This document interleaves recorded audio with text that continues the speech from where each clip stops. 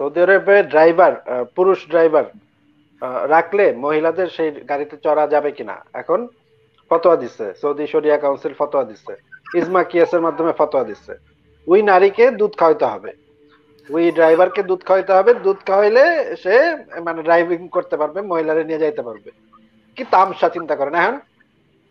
শরিয়া এসে স্কলারদের ভিতরে দুই দল হয়েছে, এক দল বলতেছে সরাসরি দুধ খাওয়াইতে হবে, আরেক দল বলতেছে না গ্লাসে ঢেলা খাওয়াইলে হবে, চিপে চিপে গ্লাসে ঢেলা খাওয়াইতে হবে। আর ভাই যেই মেয়ের বাচ্চা হয়নি সেই মেয়ে কেমনে খাওয়াবে বলেন তো। একটা সর্বোচ্চ ইসলামিক রাষ্ট্রে সেখানেও কিন্তু অপরাধ হয়। তো তারপরে মনে করেন যে একটা যেখানে মুক্ত জ্ঞান চর্চা হচ্ছে, বিচারটা মুক্ত জ্ঞান অনুসারে হচ্ছে, সেখানেও কিন্তু অপরাধ হচ্ছে, এবং আমাদের বাংলাদেশেও অপরাধ হচ্ছে।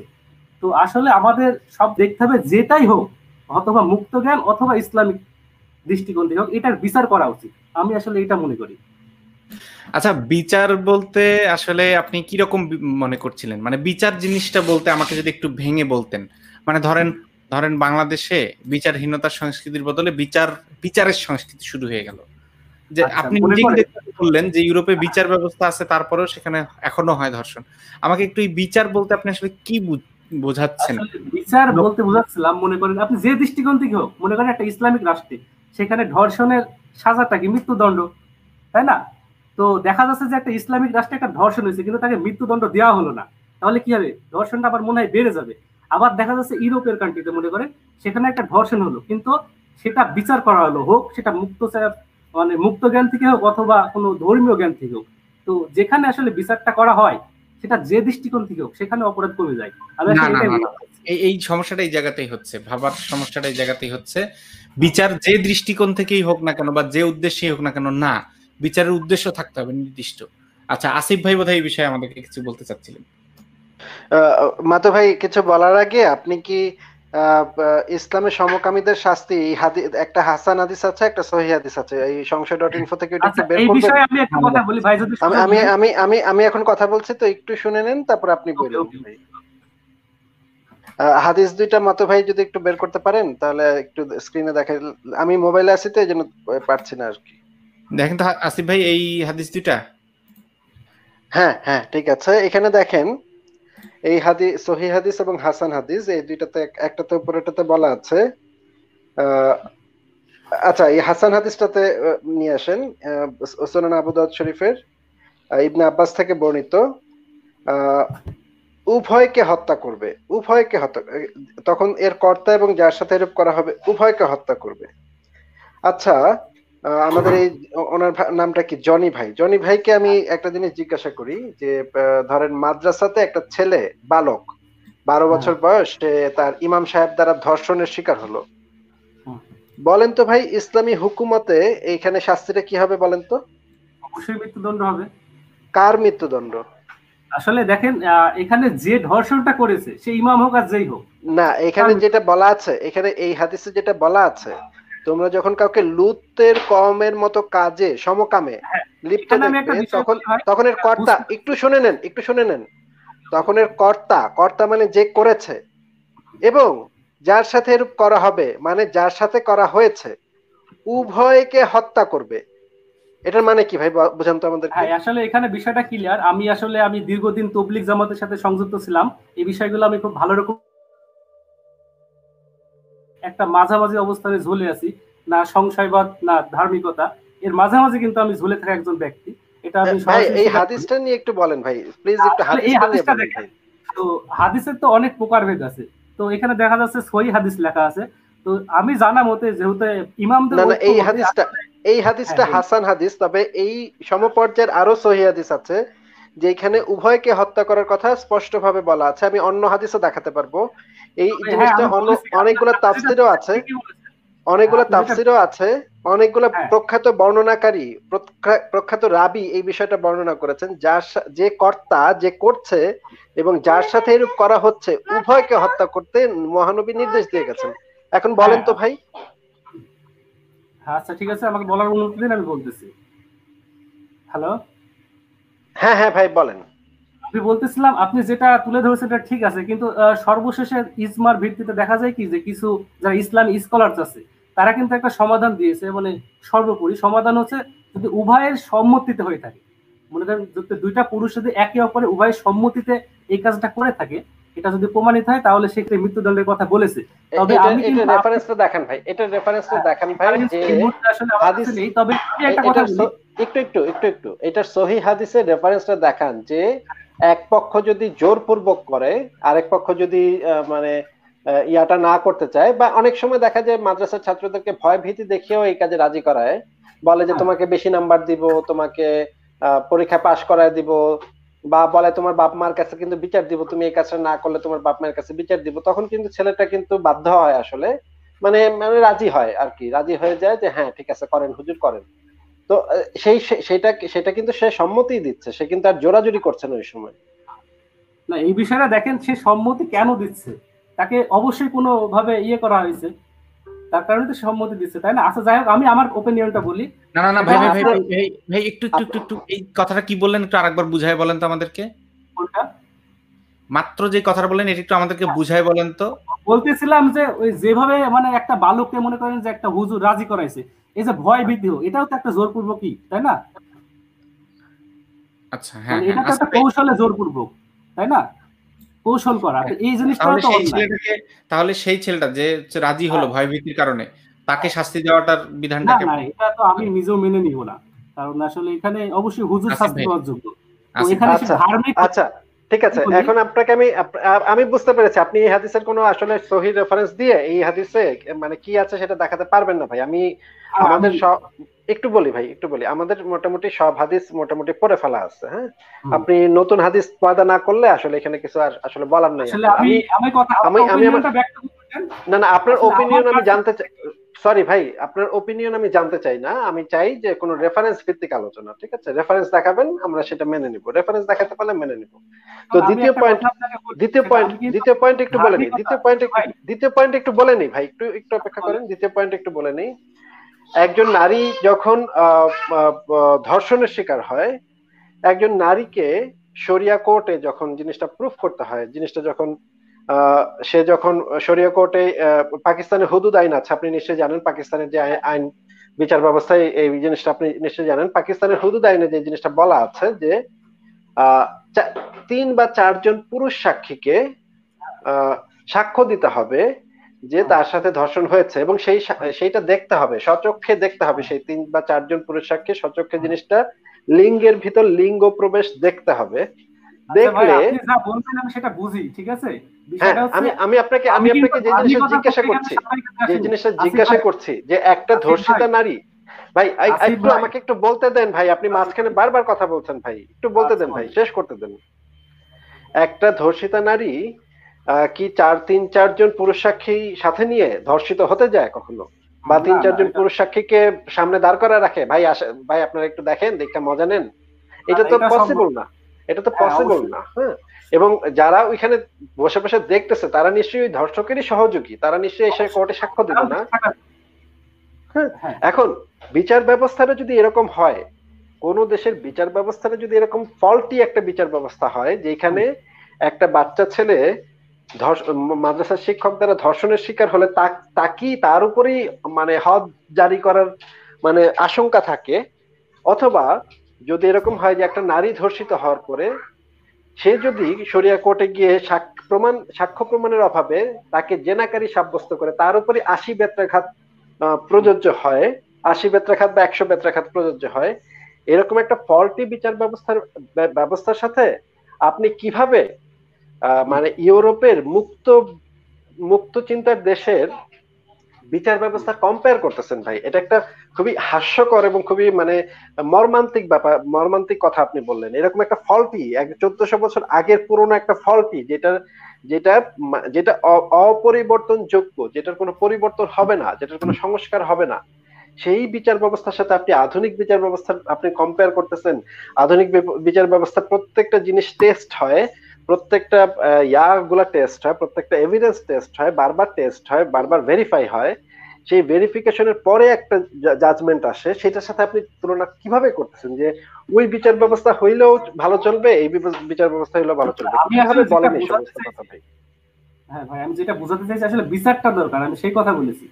সেটা যে কোনো দৃষ্টিকোণ থেকে হোক একটা উপযুক্ত বিচার না ভাই, সুবিচার দরকার ভাই, বিচার বিচার আমার দরকার নেই ভাই। এই এই ধরনের বিচার ব্যবস্থা যেখানে চলবে সেটা আমার ভাই দরকার নেই। আপনার দরকার হইতে পারে, আপনার মেয়ের জন্য, আপনার মেয়ের জন্য আমি চাই যে সুবিচার হোক, এই সমস্ত বিচার যেন না হোক।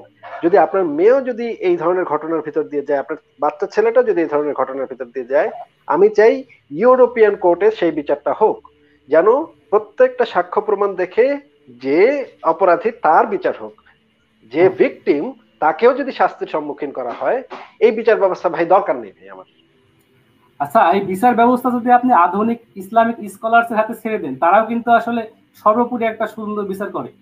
মানে ধর্মীয় আসলে হাদিসে যাই বলা থাকুক না কেন, আপনি আধুনিক স্কলারদের বক্তব্যগুলো শুনে দেখবেন, সেখানে কিন্তু তারা আসলে সবগুলো কিন্তু সর্বোপরি একটা বিচার করে, কিছু উপেক্ষা করতে হলেও কিন্তু করে।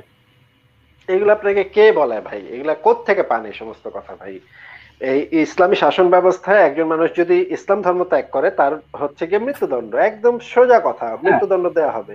3 দিন 3টা মাত্র রুটি খাওয়ানো হবে, তারপর মেরে ফেলা হবে।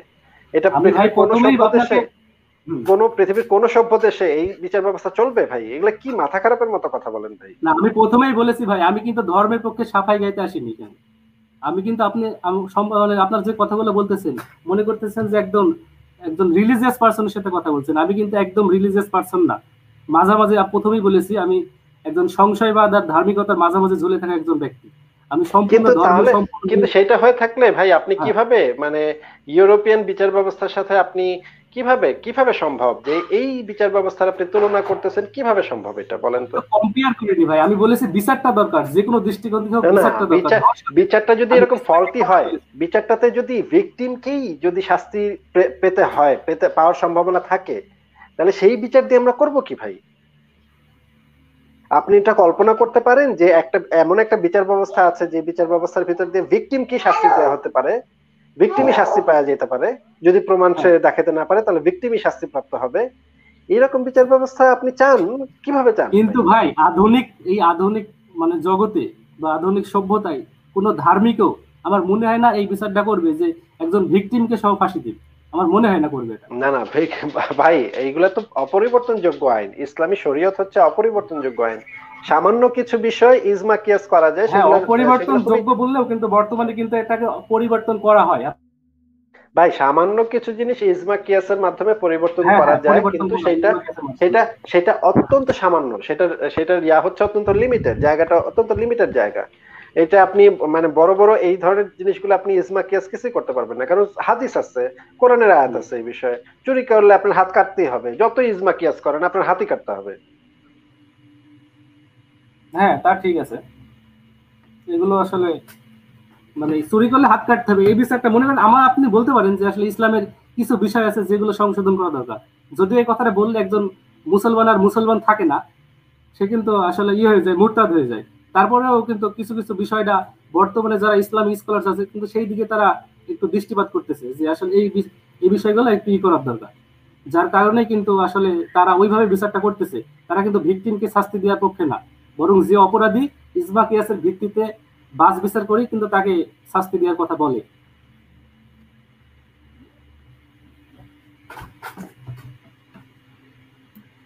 ফারাজ ভাই কিছু বলবেন না? না মানে একটু অবাক হচ্ছি। মানে যদি জিনিসটা সত্য হয়, আমি তো পুরোটা শুনি নাই কনভারসেশন, উনি যতটুকু শুনলাম, যদি জিনিসটা সত্য হয় যে ইসলামিক স্কলাররা এখন ইসলাম থেকে বের হয়ে ইজমা কিয়াস করে করতেছে, ইসলাম থেকে বের হচ্ছে না, অ্যাকচুয়ালি তারা আসলে একটু ওই জায়গা ভিকটিমকে শাস্তি না দেওয়ার একটু আপনি বললেন না যে কোনো একটা বিষয় সম্পর্কে, ইসলামের কোনো একটা বিষয় সম্পর্কে যদি আপনার পছন্দ না হয় বা ওইটা সম্পর্কের সাথে আপনি ডিসএগ্রি করেন, সেখানে আপনি কাফের মুরতাদ হয়ে যান, রাইট? আপনি যদি ইসলামের প্রত্যেকটা জিনিস একেবারে যেভাবে আছে একদম সেইভাবে মেনে না নেন, তাহলে আপনি কাফের মুরতাদ হয়ে যান। হাদিসটা কিন্তু কোরআনের অনেক বছর পরে কিন্তু লিপিবদ্ধ করা হয়েছে, যদিও অনেকে সহিহ বলে, আসলে কিছু সহিহ না, এটা কিন্তু আমার বলতেই পারি এটা 100% সহিহ হাদিসে। মনে করেন আপনার দেখাচ্ছে বই, আমার কথা কি শোনা যাচ্ছে না নাকি উনি আমার কথা শুনছেন? ভাই আপনার কথা শোনা যাচ্ছে, উনি হয়তো থামছেন না। জনি ভাই একটু ওনার কথাটা শুনে নেন। আচ্ছা আচ্ছা, আমার কথার মাঝে ইন্টারাপ্ট করে না প্লিজ। Okay okay sorry. আপনি যে কথাটা বললেন কোরআন হাদিসের কোন একটা বিষয় সম্পর্কে যদি আপনি ডিসএগ্রি করেন তাহলে আপনি কাফের মুরতাদ হয়ে যান, এটা ট্রু।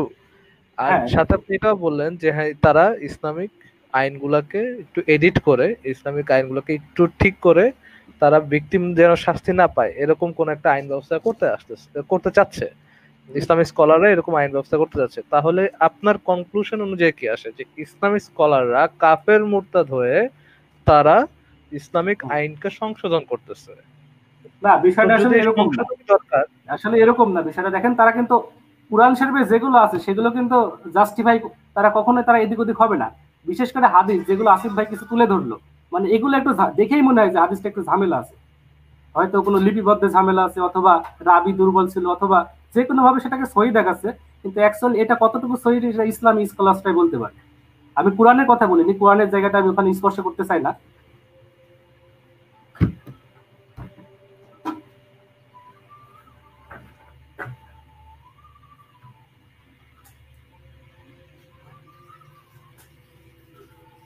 হ্যালো, কথা কি শোনা যাচ্ছে? ফারাজ ভাই, ভাই আমি ডান, আপনারা বলেন। জনি ভাই, আমি আপনাকে তখন যে জিনিসটা বলতে চাচ্ছিলাম যেটা আসিফ ভাইও বলেছে, যে সেটা হচ্ছে বিচার। ভাই বিচার তো মানে যেই আইনে আপনি বিচারটা করতে চাচ্ছেন সেই আইনের মধ্যেই যদি সমস্যা থাকে, ওই আইন দিয়ে তো বিচার করে আসলে লাভ নাই কোনো। আচ্ছা ভাই, আমি যে একটা আইনের উদাহরণ মধ্যে টেনে কথা বলি, ঠিক আছে? তো মনে করেন যে বাংলাদেশের কওমি একটা মাদ্রাসায় একটা আমার পয়েন্টটা ভালো শেষ ছেলে। করতে দিলেন না। আচ্ছা বলেন।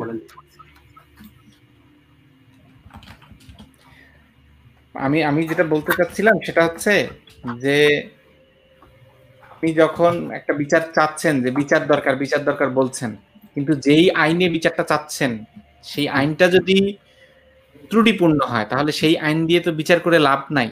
এবং আপনি বললেন যে উদ্দেশ্যেই হোক বা যেভাবেই হোক বিচারটা দরকার, যে হ্যাঁ, কোনো এটাই ভাবে। মূল কথা ছিল। হ্যাঁ, আমার এটাই মূল কথা ছিল, যে উদ্দেশ্যে মূল যেভাবে কথা হোক ছিল। বিষয়টা। এবং সেই জায়গাতেই আমার সেই আপত্তিটা শুনুন হ্যাঁ, মনোযোগ দিয়ে। বলুন।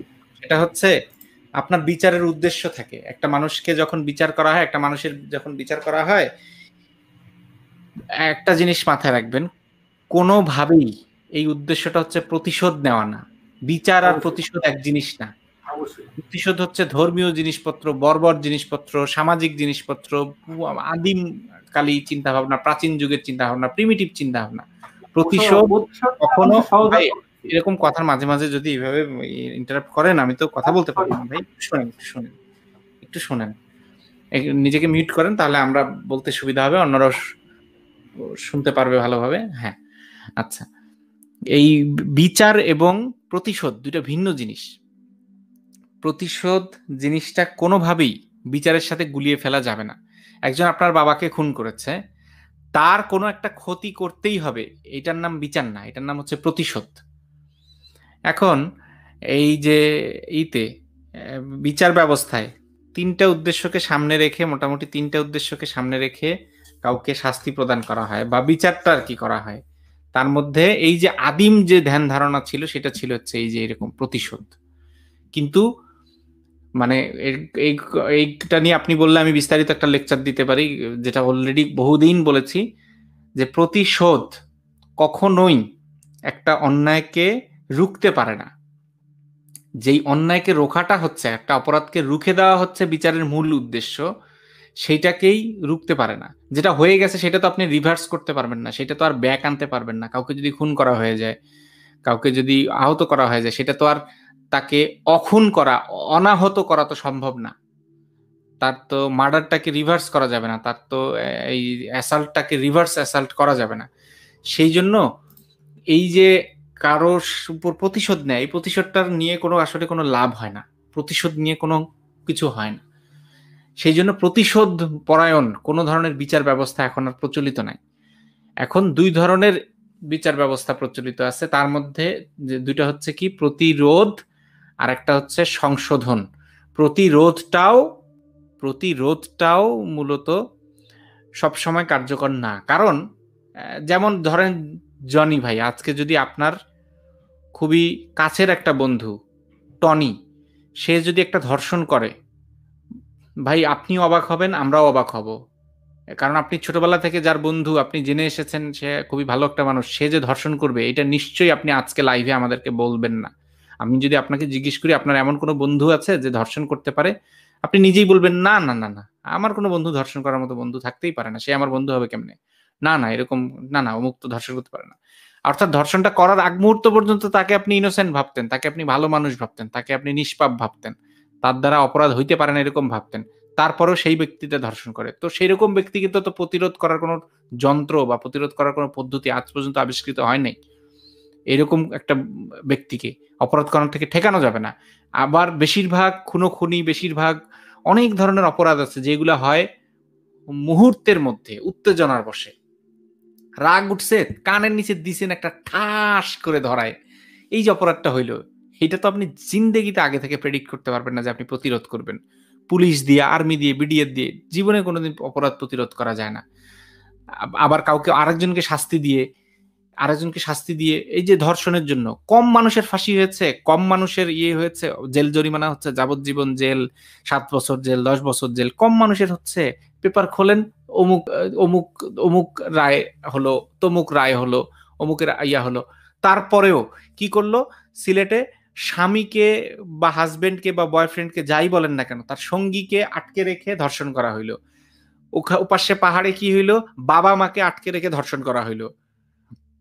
মানে কি, মানে থামছেই না, ধর্ষণের মহোৎসব চলতেছে। কালকে আরেকটা খবর দেখলাম, প্রতিবন্ধী একজনকে ধর্ষণ করা হইলো।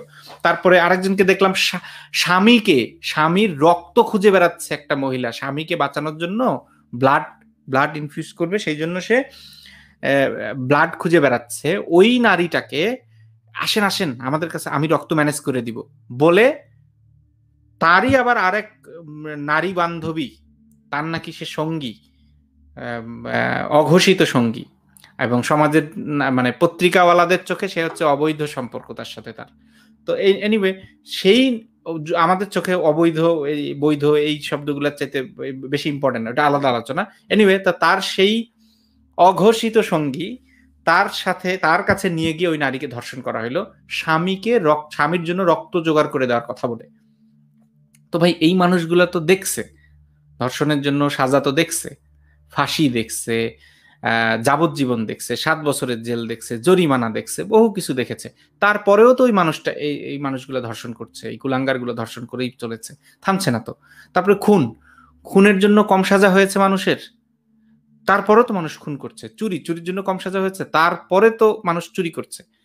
অর্থাৎ এই যে প্রতিরোধ সিস্টেমটা মানে শতভাগ কার্যকর একটা সিস্টেম না। কাউকে মানে, কারণ প্রেডিক্ট করাই সম্ভব না যে একটা মানুষ কখন অপরাধী হয়ে যাচ্ছে। সেটা করতে গেলে মানুষের প্রাইভেসি লঙ্ঘন করতে হয়, যেটা আবার আর এক আলোচনা। তো তাইলে কি বাকি থাকলো, একটা এবং সবচাইতে গুরুত্বপূর্ণ যে উদ্দেশ্য সেটা বাকি থাকলো, সেটা হচ্ছে সংশোধন তত্ত্ব। আপনাকে জেলখানায় দেওয়ার বদলে সংশোধনাগারে দিচ্ছে, এই জিনিসটাই মাথায় রাখে সবসময় একটা ভালো বিচার ব্যবস্থা। তারা চেষ্টা করে যে সংশোধন কিভাবে করা যায় ওই ব্যক্তিটাকে এবং এই ধরনের যত ব্যক্তি আছে তাদেরকে। আমরা একটা ভিডিও কিছুদিন আগে দেখিয়েছিলাম যে দিল্লির যে এই যে নির্ভয়া কাণ্ড, সেই ধর্ষকের মুখের জবানবন্দি, সে মানে ফাঁসিতে ঝুলছে, 2 দিন পরে সে ফাঁসি দেওয়া হবে, সে তখন পর্যন্ত সে ওইভাবেই বলে যাচ্ছে, বলছে এ লড়কি और लड़का बराबर नहीं होते, ये लड़की का काम है घर संभालना, বাচ্চা পালনা, এইভাবে বলছে সে বলছে যে इतनी रात को वो बाहर थी, हमारा हक था उसको पूछना कि इतनी रात को क्या कर रही है तू, মানে ওর নাকি হক এত রাতে বাইরে কি করছে এটা জিজ্ঞেস করা, ওর নাকি হক একটা পুরুষ হিসেবে, সে নাকি জিজ্ঞেস করতেই পারে। তার মানে একটা লোক, সে তার জীবনটা চলে যাচ্ছে, একটা মাত্র পাওয়া জীবনটা তার চলে যাচ্ছে, এর পরেও সে বদলাইলো না, সে তারপরে ওই কথাগুলোই বলে। আপনি বললে আমি সেই ভিডিওটা দেখাই স্ক্রিনে, আপনি যদি চান। আমি জানি এবং দেখেছি, আপনি বলতে থাকেন। তাহলে সেই মানুষটা তো তার মানে সংশোধন তো হইলই না, এই ধরনের আরো যত মানুষ আছে সেইগুলাও সংশোধন হওয়ার সম্ভাবনা এই পদ্ধতিতে অন্তত পক্ষে নাই। সংশোধন হইতে গেলে যা যা করা দরকার, যেভাবে সংশোধন করা দরকার, সেভাবে সংশোধন করার চেষ্টা চলছে এবং বিভিন্ন দেশে বিভিন্ন রকমের সাজার পদ্ধতি আছে। মানে যেই দেশের জেলখানাগুলোকে সংশোধনাগার বললেই ভালো হয়, যেমন উদাহরণ হিসেবে জার্মানির কথা বলা যায়, নেদারল্যান্ডের কথা বলা যায়। নেদারল্যান্ডে তো জেলখানা ভাই বন্ধের পথে। জেলখানাগুলাতে কি করছে, বেকার বা হচ্ছে যারা হচ্ছে স্টুডেন্ট, ওদেরকে ফ্রিল্যান্সিং করার জন্য জায়গা দিয়ে দিছে, যে স্পট দিয়ে দিছে, যে এখানে বসে একটা টেবিল চেয়ার কম্পিউটার নিয়ে বসে তুমি ফ্রিল্যান্সিং করে টাকা কামাও। জেলখানার মধ্যে জেলখানা জাদুঘর বানাচ্ছে, জেলখানার লাইব্রেরি বানাচ্ছে, এগুলা করতেছে ওরা। তো ওরা তো ভাই কঠোর বিচার ব্যবস্থা। আচ্ছা আমি কি বলবো, আপনি আমার কথাগুলো কি বুঝতেছেন, শুনতেছেন না? বলার জন্য অপেক্ষায় আছেন? অবশ্যই শুনতেছি।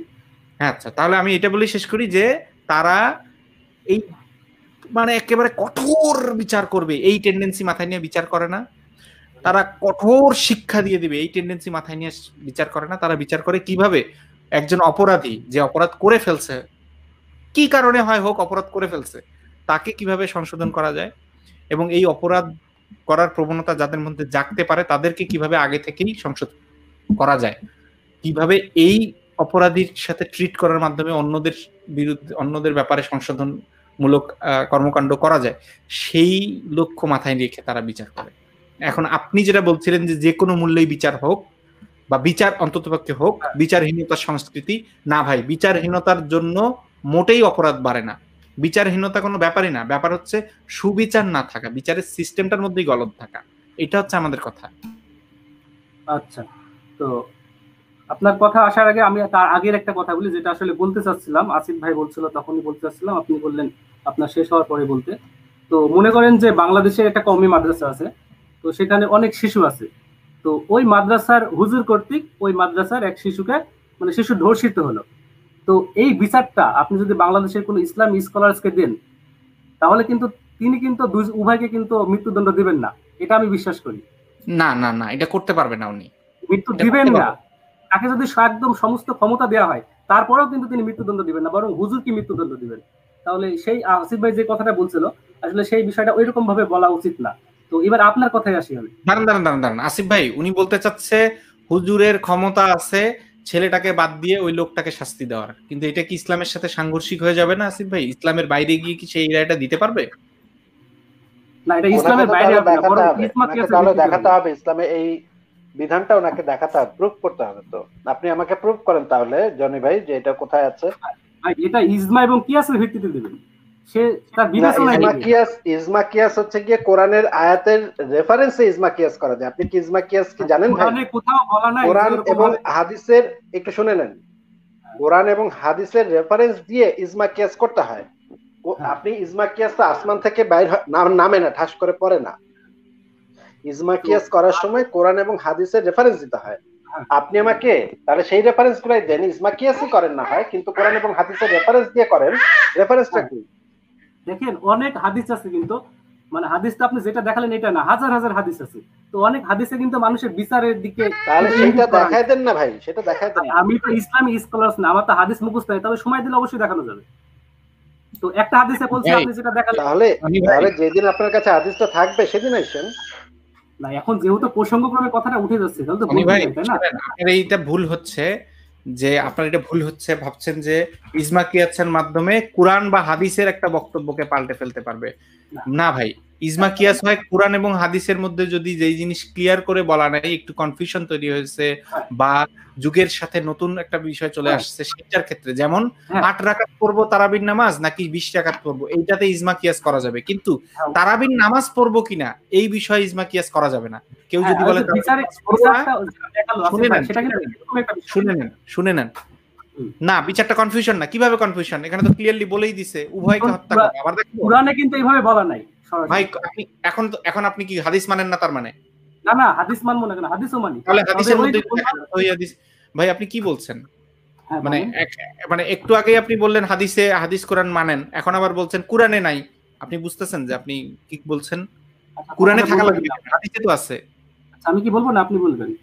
আপনি বলেন, কিন্তু বুঝা বলেন যে হাদিসে তো আছে না কিনা কোরআনেই থাকা লাগবে। কোরআনের কথা কেন বলবেন এটা বলেন তো? আচ্ছা আমি কি বলবো? হ্যালো, হ্যাঁ বলেন যে কোরআনের কথাটা কেন বললেন যে কোরআনে থাকা লাগবে? আমি বলছিলাম দেখেন কোরআনে কিন্তু এভাবে সরাসরি বলা নাই যেখানে ভিকটিমও শাস্তি পাবে। তবে হাদিসে কিছু গরমিল থাকতে পারে। আচ্ছা তবে আচ্ছা, এই যে কোরআনে, গরমিলগুলো আচ্ছা ভাই, কোরআনে যে বলা থাকতেই হবে, কোরআনে যে সবকিছু বলা থাকতেই হবে, আপনার কি মনে হয় যে শরীয়তের উৎস শুধুমাত্র কোরআন? না, অবশ্যই না। তাহলে হাদিস তো শরীয়তের উৎস, তাহলে হাদিসে এটা তো পরিষ্কার বলা আছে। কিন্তু হাদিস তো একটা নয় ভাই, এটা অনেক হাদিস আছে যেগুলো তাহলে অনেক আসলে হাদিস তো আছে, সেটা তো আমিও জানি, অনেক কোরআনের আয়াতও তো অনেক আছে, কোরআনের আয়াত হ্যাঁ, কি একটা নাকি? কিন্তু কোরআনে এইভাবে সরাসরি বলা নাই। কেন বলা নাই জানেন? তো কারণ কোরআনে এই যুগের সরাসরি, সাথে কোরআনে সবকিছু সরাসরি বলা থাকবে এটা আপনাকে কে বলছে ভাই? এটা বলা নাই হাদিসে তো একটা সরাসরি, কারণে। হাদিসে তো সরাসরি বলা আছে, এবং হাদিসে সরাসরি বলা থাকলে সেটা শরীয়তের আইন। এটা জনি ভাই, বলা নাই কোরআনে কি কোথাও 5 ওয়াক্ত নামাজের কথা বলা আছে? আপনি কি এখন বলতে চাচ্ছেন নামাজ 5 ওয়াক্ত না? দেখেন অনেক হাদিস আছে, সেগুলো বিশ্লেষণ করে এই স্কলাররা রায় দেন। সেগুলো ভাই বিশ্লেষণ আপনি করে কি স্কলাররা বলতেছেন রায় দেন। নিজে বুঝতেছেন? আপনি আগে আগে আমাদেরকে এটা ক্লিয়ার করে বলেন তো একটা কথা, একদম ক্লিয়ার কাট জবাব দেন। আচ্ছা বলেন। একটা জিনিস, সেটা কোরআন বা হাদিসের কোনো একটাতে থাকলেই হবে নাকি আপনি চাচ্ছেন কোরআনেই থাকতে হবে? এটা আগে বলেন আমাদেরকে। না, আমি এটা চাচ্ছি না, আমি চাচ্ছি মনে করেন যে সবগুলো হাদিস সামনে এনে সেটা বিবেচনা প্রশ্ন করতে হবে। করেন, প্রশ্নের বলবেন উত্তর আপনি ধর্ষণের বিচার করবেন, এক মিনিট। জনি ভাই প্রশ্নটা বুঝেন। আপনি প্রথম কথা হচ্ছে আপনি তাড়াহুড়া বন্ধ করেন, ওকে, কথার মাঝখানে কথা বলা বন্ধ করেন। প্রথম কথা হচ্ছে এই জায়গায়, প্রথম কথা হচ্ছে আপনি একটু ধৈর্য বাড়ান, এটা হচ্ছে ঠিক আছে, প্রথম কথা। বলেন। হ্যাঁ, এরপরে যেটা বলছি সেটাকে শুনেন। প্রশ্ন হচ্ছে, প্রশ্নটা শুনে প্রশ্নের উত্তর দেন। আমি প্রশ্ন করছি একটা, আপনি কথা বলছেন আরেকটা, তাহলে তো এভাবে আলোচনা আগাবে না। আলোচনাটা অবশ্যই। গুছিয়ে আনি। আপনি আমাকে বলেন, যদি একটা বিষয় সম্পর্কে ইসলামের একটা বিধান, সেটা কি কুরআন বা হাদিসের যে কোনো জায়গাতেই থাকলেই হবে নাকি শুধুমাত্র কুরআনেই থাকতে হবে? হ্যাঁ, এবার এই প্রসঙ্গে আমি বলি, আপনি মনে করেন যে ধর্ষণের বিচার করবেন, এবার ধর্ষণ সম্পর্কে কোরআনে কত জায়গায় বলছে, হাদিসে কত জায়গায় বলছে, সবগুলো সামনে আসতে হবে। উত্তরটা ক্লিয়ারলি দেওয়া যাইতো। আপনি আবার পেঁচাইতেছেন। ক্লিয়ারলি দেখাইতেছি দেওয়া না ভাই, যায়, সরাসরি clearly বলেন। দিচ্ছি। সরাসরি হ্যাঁ বা সরাসরি। না বলেন ভাই। আপনার কাছে ভাই আমি- বুঝতে পারছেন, আপনি কথা বুঝেন ভাই, না। আপনি তো কথা বলার সুযোগই দিচ্ছেন না। তাহলে ওই কথাটা হ্যাঁ। বললেন কিভাবে? যদি কথা বলার হ্যাঁ। সুযোগ না দিতাম তাহলে ধর্ষণের কথাটা বললেন কিভাবে ভাই আপনি? বলতেছি আপনি ধর্ষণের বিচার করবেন, তো ধর্ষণ সম্পর্কে যত হাদিস আয়াত আছে সেগুলো সামনে এনে আপনি বিবেচনা করবেন। হ্যাঁ, তারপরে তো কোনটা তার সিদ্ধান্ত নেবেন। তার মানে হাদিসে থাক ভাই। তাহলে আমার উত্তরটা সরাসরি দিলেন না কেন? আমার প্রশ্ন কি এটা ছিল ধর্ষণের বিচার হাদিস দিয়ে করবেন না কুরআন দিয়ে করবেন? এইরকম কেন ভাই আপনারা? আপনাকে জিজ্ঞেস করলাম একটা বিষয়, কুরআন বা হাদিস যে কোনো একটা জায়গায় থাকলেই হবে নাকি দুই জায়গাতেই লাগবে? সরাসরি দুই বলেন। জায়গায় থাকতে হবে না, তো ওই বিষয় সম্পর্কে যত জায়গা আছে সবগুলো এক জায়গায় করতে হবে, বুঝছেন? একটা বিষয় সম্পর্কে কুরআনে নাই, শুধু হাদিসে আছে। মৃত মাছ এবার খাওয়া হাদিসের যাবে। কত জায়গায় আছে সেটা আরে ম্যানেজ কথা করতে শুনেন, হবে। কথা শুনেন, কথা শুনেন। একটা বিষয় সম্পর্কে কুরআন হাদিসের অন্য কোথাও নাই, শুধু হাদিসে হ্যাঁ। আছে মৃত মাছ খাওয়া যাবে। কুরআনে আছে মৃত প্রাণী হারাম। বলেন, বলেন, শুধু হাদিস কুরআনের বিপক্ষে যায় এরকম একটা হাদিস মানবেন এটা? না, অবশ্যই না। আমি এবার এখানে তো আমার ইজমা কেস খাটাবো। এটাই নিয়ম। ইজমা কিয়াস না, ইজমা কিয়াসের কিছু করার নেই এখানে। হ্যাঁ। কুরআন হাদিসের জায়গায় ইজমা কিয়াসের কিছু করার নেই। আপনি তার মানে ইজমা কিয়াস বোঝেন না। ইজমা কিয়াস কাকে বলে বলেন? কি জিনিস ইজমা কিয়াস? এটা হচ্ছে উম্মতগুলোর ঐক্যমত আর কি। কি বিষয়ে, কোন বিষয়ে? যে কোনো একটা বিষয় যেগুলো কোরআনে না, বা হাদিসে পাওয়া যায় না। একদম ডাহা মিথ্যা কথা ভাই। আপনি ভাই জানেন না কিছু, হুদাই পক করেন, যে কোনো বিষয় না। বলেন তো দেখি, নামাজ 5 ওয়াক্ত, এই বিষয়ে উম্মতের ইজমা কিয়াস করে কেউ যদি বলে 6 ওয়াক্ত, সারা পৃথিবীর সমস্ত মুসলমান যদি ইজমা কিয়াস করে বলে 6 ওয়াক্ত, ইসলামের 4টা খলিফা মিলে যদি বলে নামাজ 6 ওয়াক্ত, হবে এটা? না, হবে না। কেন হবে না? আপনি তো বললেন যে কোনো বিষয়ে। না, কিছু দেখেন, কিছু মানে সাংঘর্ষিক কিছু বিষয়বস্তু আছে, সেগুলো তাহলে কিন্তু ইসলাম সেটাই তো আমি আপনাকে বলছি। এখন তো আপনি একই কথাই বলছেন আমাদের মতো, অথচ নামাজ 5 ওয়াক্তর কথা কুরআনে বলা নেই, হাদিসে বলা আছে। কুরআনে কোথাও নামাজ 5 ওয়াক্ত বলা নেই, শুধু হাদিসে আছে। শুধু এবং শুধু হাদিসে আছে, কুরআনে কোথাও বলা নাই নামাজ 5 ওয়াক্ত। সর্বোচ্চ 3টা ওয়াক্তের ব্যাপার বলা আছে, তাও আবার নির্দিষ্ট করে বলা নাই কুরআনে। কথাটা বুঝে নেন, বুঝে কথা বলেন। হাদিসের মধ্যে আছে নামাজ 5 ওয়াক্তর কথা, এবং নামাজ 5 ওয়াক্ত কিভাবে এসেছে সেটাও বলা আছে, একদম বিস্তারিত বলা। মেরাজের রাতে উম্মে হানির ঘরের মধ্যে যে মেরাজটা হইলো, সেই মেরাজের রাতের কাহিনী স্পষ্ট করে বলা আছে। তাহলে আপনি আমাকে বলেন তো, এই নামাজ 5 ওয়াক্ত শুধুমাত্র হাদিসে আছে, কুরআনে কোথাও নাই, তারপরেও ইজমা কিয়াস দ্বারা কেন 6 ওয়াক্ত বা 3 ওয়াক্ত বা 4 ওয়াক্ত করা যাবে না? কারণ এগুলো মত প্রতিষ্ঠিত হয়ে গেছে স্কলারশিপে। এক্স্যাক্টলি। তাইলে এইখানে যে হাদিসটা আছে, মানে এগুলো আগে থেকে এটা প্রতিষ্ঠিত। কে বলছে আপনাকে এটা প্রতিষ্ঠিত না? বললো কে এটা?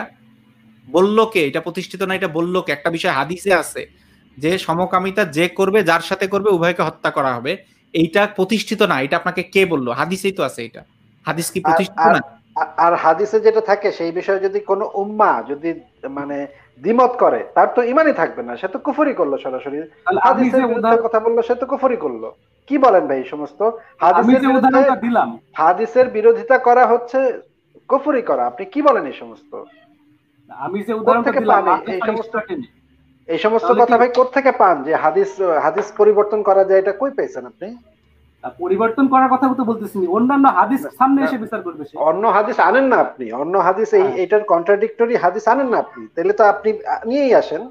আমরা আচ্ছা, তো আমাদের সপক্ষে যে হ্যাঁ, এভিডেন্স আছে সেটা তো দেখালাম। তাহলে আপনি যদি বলেন যে অন্য হাদিসে এটার উল্টা কথা বলা আছে, হুম, তাহলে সেই হাদিসটা তো আপনার আইনা তারপর বলতে হবে না। আইনা আপনি হ্যাঁ, কিভাবে বলেন ঠিক যে বলেছেন, এটা আপনি ঠিক বলেছেন, আনা উচিত। তো দেখেন, নাই না? আপনি মানে মন গড়া কথা যদি বলতে থাকেন, এটা ইজমা কিয়াস দিয়ে করা যাবে, ইজমা কিয়াস দিয়ে করা যাবে, এটা যদি আপনি মন গড়া ইসলাম বানান, তাহলে সেটা হবে জনি ভাইয়ের ইসলাম। সেটা তো আর ইসলাম না। তো ভাই এটা আপনার জনি জনি জনি লাম টাম একটা কিছু নাম দিয়ে দিলাম। জন ইসলাম, এটা হবে জন ইসলাম। আচ্ছা, আজকের যুগে কোনো ইসলামী স্কলার যদি বিচার করতে দেন, আমার মনে হয় না ওইভাবে আপনার যেভাবে বলছেন সেভাবে বিচার করবে। এবং সে, এইভাবে বিচার হয়, এইভাবে। যেমন আমি আপনাকে বলি, আপনি আমাকে হ্যাঁ, বলেন তো সিলেটে যে গণধর্ষণ হইছে, সিলেটে যে গণধর্ষণ হইলো, মানে ইনফ্যাক্ট এতগুলা মানুষ মিলে গণধর্ষণ হইলো, বলেন তো ইসলামী বিচারে এটার সাজা কি? অবশ্যই যারা ধর্ষণ করেছে তাদের মৃত্যুদণ্ড। না, না। মৃত্যুদণ্ড কি?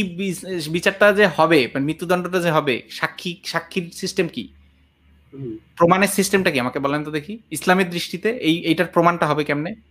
দেখুন, সেই যুগের দৃষ্টিকোণ এখন আমাদের এই যুগের দৃষ্টিকোণ, অবশ্যই আপনার একটা ইসলাম, ইসলামিক। এই যে এখন আসছে আবার সেই যুগ এই যুগ, সেই যুগ এই যুগ, চিন্তা করেন ভাই। আপনার ইসলাম কি আপনি সেই ভাই যুগের না এই যুগের ভাই? খুদাই টানা পাজাইতেছেন ভাই। ভাই আসিফ ভাই, আপনি কথাগুলো একটু ভালো করে বললেই হয়, তাহলে আপনার সাথে আরো যুক্ত হওয়ার মানুষ। না না ভাই, এগুলো তো ভাই প্রতিদিন আমরা শুনি ভাই মুমিনদের মুখে, এই যুগ সেই যুগ, এই যুগ সেই যুগ, প্রত্যেকদিন 20 বার করে শুনি। এগুলো ভাই মেজাজ খারাপ লাগে না এগুলো শুনতে প্রতিদিন? না ঠিক আছে, কিন্তু আপনি মাঝে মাঝে দেখুন, আমি কিন্তু এখন ভাই, একই কথা আমরা প্রতিদিন বলি যে ইসলামে কোনো এই যুগ সেই যুগ নাই। ইসলামে 1400 বছর আগের যে যুগ, কিয়ামতের আগের দিন পর্যন্ত, কিয়ামতের দিন পর্যন্ত সেই যুগই থাকবে। হ্যাঁ, জনি ভাই, একটা আপনাকে একটা তথ্য জানিয়ে রাখি। আমরা না ভালো ব্যবহার দেখিয়ে কোনোদিন ভালো ব্যবহার দেখিয়ে আমরা ভালো মানুষ বা আমরা যা বলছি সেটা ভালো কথা বলছি, সুতরাং আমাদের কথা শোনেন, এই কাজটা আমরা কোনোদিন করি না। ঠিক আছে, কেন? করেন না, কিন্তু আপনার তো ভালো ব্যবহার করা উচিত, তাই না? না না, শোনেন, বলে দেই, একটু বলি, শোনেন। কারণ হচ্ছে কি, আজকে আপনি আমার ভালো ভালো কথা শুনে, মিষ্টি মধুর কথা শুনে, যেমন ওই যে ইসলামের যখন দাওয়াত দিতে ডাকে এইভাবে বলে, এমন ভাবে বলবে শুনতেই পারবেন না, এমন ভাবে কানের কাছে, ভাই আপনাদেরকে আল্লাহ তাআলা সৃষ্টি করেছেন, নামাজ পড়েন। কিন্তু যখন আপনি ইসলামে এসে গেলেন, যখন আপনি নামাজ টামাজ পড়া শুরু করলেন, এরপরে যখন একটু আপনার আপগ্রেডের সময় আসলো, তখন কিভাবে বলবে জানেন? সবাই একটু হেডফোন গুলা কান থেকে একটু সরাই নেন। এই তোরা জিহাদ করবি না, এই আল্লাহর রাস্তায় জীবন দিতে হবে, বলেন ঠিক কিনা? তখন ওদের না গলার আওয়াজটা পাল্টে যায়, হঠাৎ করে চিৎকার চেঁচামেচি শুরু করে দেয়, কুকুর বেড়ালের মতো চিৎকার করে করে মানুষকে তখন জিহাদের পথে ডাকে, যখন আপনি ইসলামে ঢুকে যাবেন। তো শুরুতে মধুর কথা বলে মধু হই হই আপনারে বিষ খাওয়াই দিবে। আমরা না ওই কাজটা করি না, আমরা কি করি, উল্টাটা করি। কারণ আজকে আপনি ভাই আমার মিষ্টি মধুর কথা শুনে, আসিফ ভাইয়ের মিষ্টি মধুর কথা শুনে ইসলামের উপরে করবেন, ইসলাম ছাড়বেন, এটা করবেন ওটা করবেন। কালকে যখন আপনি দেখবেন আর একটা নাস্তিক কোথাও না কোথাও গিয়ে ধর্ষণ করতেছে, কোথাও না কোথাও গিয়া খুনাখুনি করতেছে, কোথাও না কোথাও গিয়া চুরি করতেছে, কোথাও না কোথাও ডাকাতি করতেছে, কোথাও না কোথাও ম্যাস মার্ডার করতেছে একটা নাস্তিক, তখন আপনি বলবেন হায় হায়, এই তো আমারে মধু হই হই বিষ খাওয়াইলো, এরাও তো তাহলে আর এক ধর্মের লোক, এরাও তো তাহলে ভালো ব্যবহার দিয়ে আমাদেরকে ডাকে, নিজেদের দিকে ডাকে না। ভাই আমার এই জন্য আমরা না, শোনেন, আমরা রুডই থাকতে চাই। আমাদের যুক্তি, আমরা আপনাকে তো ব্যক্তিগত আক্রমণ করছি না, আমরা কি করছি, আপনার যুক্তিটাকে আক্রমণ করছি এবং আপনার যুক্তি নিয়ে হাসাহাসি করছি। আপনি যদি ধরেন যে একটা রিডিকুলাস একটা বিশ্বাস আপনি ধারণ করতে পারেন, ওই রিডিকুলাস বিশ্বাসটাকে রিডিকুল করার অধিকারটা আমাদের আছে।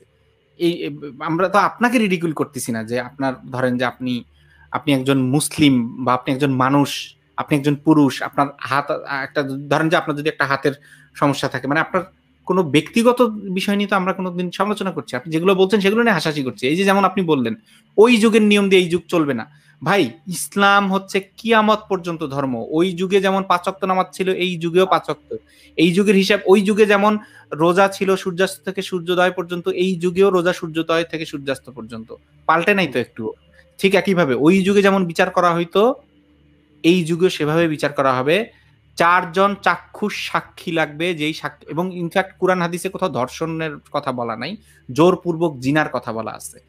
কোরআনেও নাই তা, সেটা আবার তাও হাদিসে আছে, জোরপূর্বক জিনা, সেইটাকেই ধর্ষণ বলা হয়। তা এখন এটা তো এক ধরনের জিনা হইলো এবং জোরপূর্বক হইলো। যদি স্ত্রীর হইতো, যদি স্ত্রীর সাথে স্বামী করতো কাজটা, তাহলে জিন্দেগিতে ধর্ষণ হইতো না। সে যদি বাইন্দা পিটায়ও করতো, তাও সেটা ধর্ষণ হইতো না। তা এখন এই যে জোরপূর্বক জিনাটা করলো, এটার জন্য 4 জন পুরুষ সাক্ষী লাগবে, 4 জন চাক্ষুষ চাক্ষুষ সাক্ষী লাগবে। এই চাক্ষুষ সাক্ষীগুলা এমন ভাবে দেখতে হবে যেমন শলাকার মধ্যে কি সুই ঢুকায় না, কি একটা, মানে শব্দটা আমি ভুলে গেছি। আসিফ ভাই মনে আছে হাদিসটা যে কি মানে কি শলাকার কিসের মধ্যে জানি প্রবেশ করায়, মানে এরকম প্রবেশ করাতে দেখবে, মানে এরকম একটা উদাহরণ দিয়ে, হাদিসের মধ্যে এরকম একটা উদাহরণ দিয়ে বলা। 4টা উইটনেস লাগবে, সেই উইটনেস গুলো এইভাবে দেখতে হইতে হবে। তাইলে আপনি বলেন তো দেখি ভাই, ওই সিলেটের ওই জায়গায় যারা ধর্ষণ করছে তারা তো নিশ্চয়ই মানে সাক্ষী দেবে না যে আমরা। আচ্ছা ভাই, আমরা এখন আধুনিক যুগে বাস করি, এখন আমরা মেডিকেল টেস্ট করে প্রমাণ করব সেটা। আচ্ছা, সেইটার দিকে ইসলাম কি বলছে জানেন? শরিয়া ল কি বলে জানেন? আপনার ইজমা কিয়াস কি বলে? ডিএনএ এভিডেন্স কখনোই প্রাইমারি এভিডেন্স হিসেবে গ্রহণযোগ্য নয়। দেখবেন সেই ফতোয়া, দেখাবো। ইজমা কিয়াসের কথা বলতেছিলেন না, সেই ইজমা কিয়াস দেখাবো। হ্যাঁ ভাই, এটা দেখায় দেন, কারণ ওনারা সারাক্ষণ ইজমা কিয়াস করে। ইজমা কিয়াস হচ্ছে যে দুধ খাইলে, বুকের দুধ খাইলে সে মাহারাম থাকে নাকি গায়ের মাহারাম হয়, সেগুলো দেখেন ভাই, এগুলা হচ্ছে ইজমা কিয়াস। হ্যাঁ, আপনার একটু ইজমা কিয়াসটা দেখাই ভাই, ইজমা কিয়াসের অবস্থাটা দেখাই।